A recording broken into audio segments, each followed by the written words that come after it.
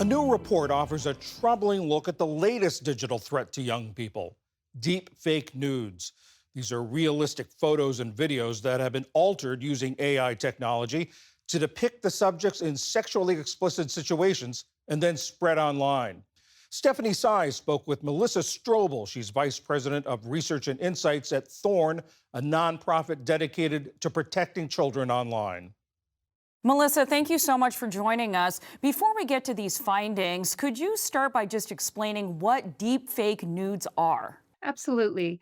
So, deepfake nudes are synthetic media creations that depict a real person in a sexually suggestive or explicit situation or activity. What were the main findings in this report? Who was impacted the most by the creation and spread of these deepfakes? So, what we heard from young people in this survey, and we surveyed about 1,200 13 to 20-year-olds, is unfortunately this is becoming all too common of an experience within their landscape and growing up. In particular, 1 in 8 told us that they knew someone who had been particularly targeted, specifically targeted by and impacted by deepfake nudes. On top of that, we heard that 1 in 17 themselves had been targeted by deepfake nude abuse. Now, sometimes that number can feel a little bit small. 1 in 17, that's a small percentage. But when we think about what 17 looks like in our communities, that's the size of our kids' classroom. That's the size of their soccer team. So, this is really far too high a number for kids to be experiencing this type of victimization. The other important thing that came through here was about the availability of this technology. And for the kids who told us that they had created deepfake nudes of someone else, the technology is really readily available. It's available through social media, through browsers, and through app stores.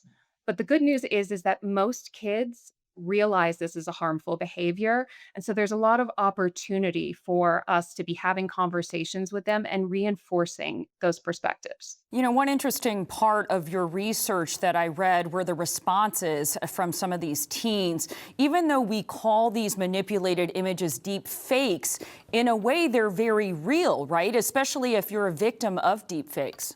Yeah, very true.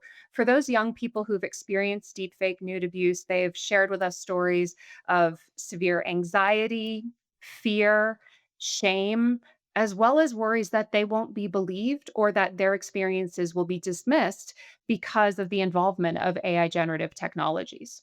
What is being done about AI safety right now? What should be being done? Because we're basically talking about minor sexual abuse. This is absolutely right. At the end of the day, whether AI generative technologies was involved or not, an explicit image of a minor is still child sexual abuse material. And that's a really important starting point. There are responses across the ecosystem taking place. For example, our organization has been working directly with tech companies to make sure that these models are being built as safely as possible. And if they are aware of abusive models, that those are being made unavailable so that they can't be so readily accessed. But there's a lot more work to be done. Right now, we don't have a consistent institutional response that's reinforcing what kids already suspect. And that's an opportunity where we need to lean in and offer more guidance for kids. In the meantime, what should parents and other caretakers be doing to make sure that their teens are safe? Having really open and early conversations with the young people in our lives is going to be one of the most important steps we can be doing at home. Make sure that kids understand this is not a joke, it is not funny, and it carries real consequences for the kids that are being targeted. Naming that openly and directly at home is an important first step. But we can be doing more for other adults within our communities, such as within schools. There's a lot of need for there to be clear guidance within schools for their school bodies that this is not permissible behavior. There are student handbooks in place that address things like harassment. This is something that we can lean into and acknowledge this type of emerging risk and have policies in place that make sure that schools are prepared to respond in a victim centered way. Melissa Strobel, VP of Thorn's Research and Insights. Thank you so much for joining us.